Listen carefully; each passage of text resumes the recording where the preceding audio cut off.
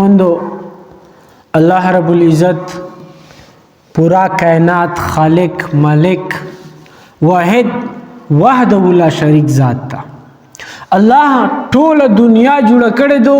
او د دې دنیا چې څومره مخلوقات دي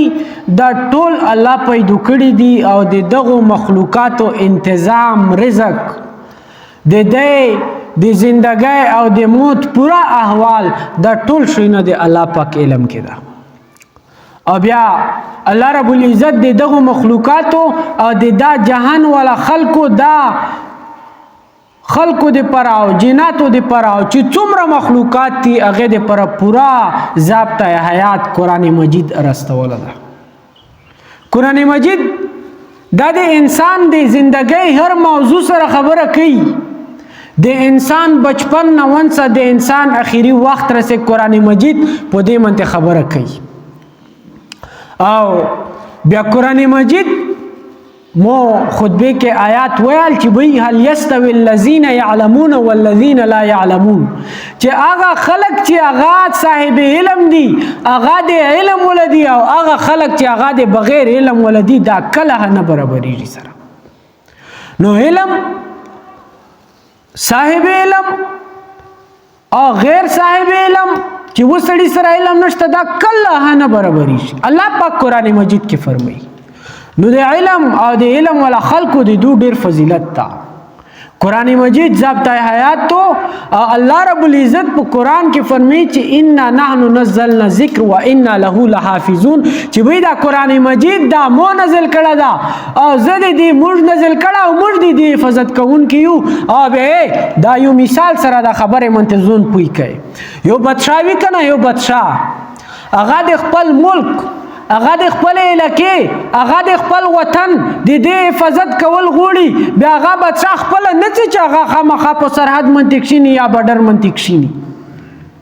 بیا هغه ملک ته پر ادا بادشاہ پولیس کایمي او دغه ملک ته پر ادا بادشاہ دا فوج کایمي دغه ملک ته پر ادا بادشاہ مختلف ادارې دا کایمي او بیا هغه پولیس هغه فوج هغه نور ادارې هغه درومي سرحد ته او د دې حفاظت کوي.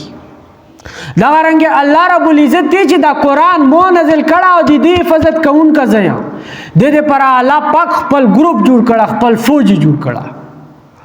حفظای کرام دي حافظون حضرات دي چې دا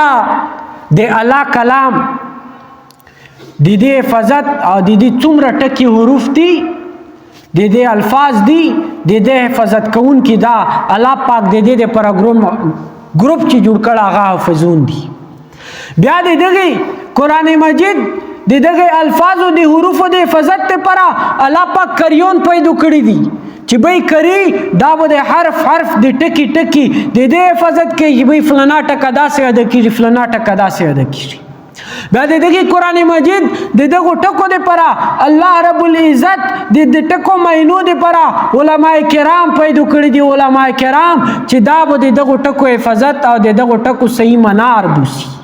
چې وی قران کلام د دې کې الفاظ دي د حفاظت پڅوک کوي دا به علما کرام کوي.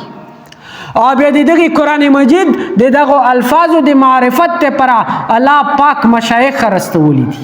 د مشایخو ګروپ جوړ کړل دا چې وای دا مشایخ دي دا به خلکو ته معرفت ورکړي دا اولیاء الله دي دا صالحین دي دا نیک خلق دي دا به خلکو ته د الله پہچان ورکړي چې وای قران مجید الفاظ دا غوړي چې الله داسې و پیژني.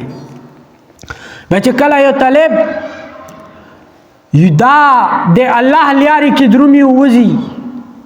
بیا الله پاک په دې منتی نور انعامات ورکړي دي.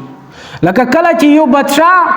درومي و ملک ته یا درومي به دې پر ریډ کارپیټ دا ویډیږي یا مختلف کارپیټ ویډیږي چې وای دا بادشاہ رواندا وای ډېر د قدر ولا سړا دا ډېر د احترام ولا سړا دا ډېر د عزت ولا سړا دا دته سور کارپیټ ویډ کای.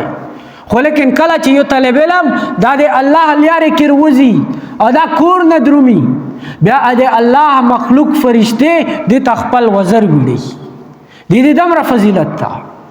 دیو جن نبی علیہ الصلوۃ والسلام فرمایي چې کوم طالب علم په حدیث کې درومي چې کله چې یو طالب د الله لیاري کې اوزي د علم په طلب کې دا د الله کور نه وځي او د الله لیارې کې شي دا د الله لیارې کې حتی چې څو پورې دا طالب علم دا واپس نه وروته ویلې چې د طلب څه وي هغه علم وي چې د الله علم زده که نو به چې دا الله